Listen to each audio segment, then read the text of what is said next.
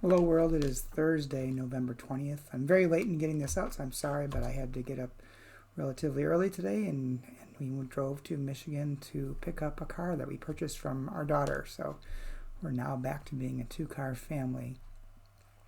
On November 20th, I wanted to mention, is also Trans Remembrance Day. And it's a day for us to pause and remember all those who identify as trans, who were either murdered or took their own life because they were trans, or having difficulty with dealing with being trans, or feeling rejected by others because they were trans.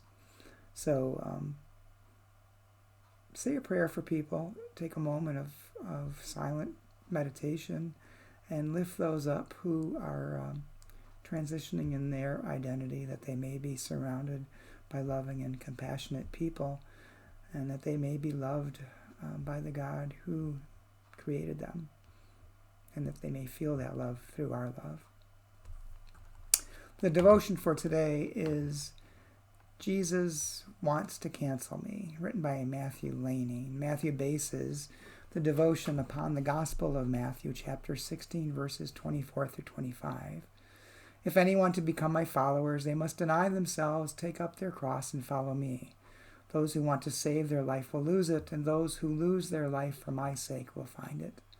And Matthew writes, some decry so-called cancel culture as an intolerant form of public shaming that aims to ban people and erase history.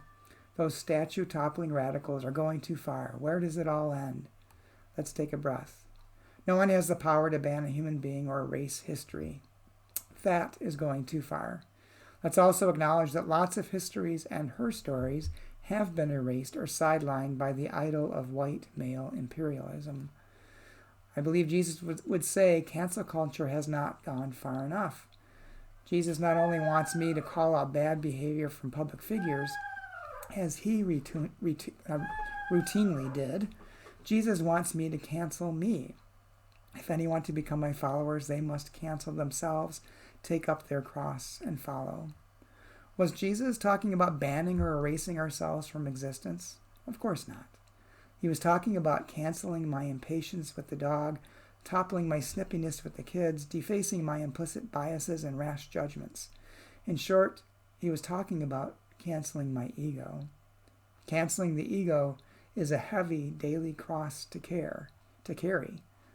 But the alternative is for the ego to carry me. In Matthew's prayer, Jesus gave me moral courage to cancel all the false and harmful idols in me. Amen. Well, his Matthew's devotion fits right in line with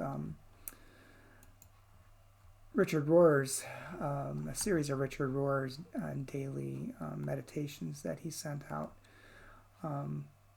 about our ego and letting go of our ego, because it often is our ego that gets in the way of us being compassionate towards other people. There's a tool I've tried to use in the past for understanding when I might be feeling anger or frustration with someone, or any kind of emotion, really. But analyzing it and saying, what is it about this situation, about what they're saying, that's disturbing me? And try to get at the root of that. And oftentimes it's my own ego. I'm finding that somehow my ego feels affronted or bruised, and I take things personally when they're not meant to be taken personally. So I think that's an important thing for us to do. And it is a hard cross to carry, as Matthew says. But it takes intentionality to stop and think about why we're reacting the way we're reacting, and what's really at the root of that. But it can make a world of difference in our lives.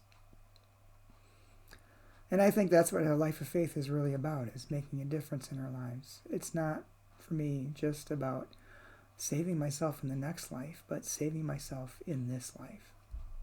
So I hope you have a good rest of the evening. Not sure if I will get to you on Saturday. I'll try to. And if I don't, though, I hope to see you on Sunday morning on our Facebook live feed. Take care. Good night.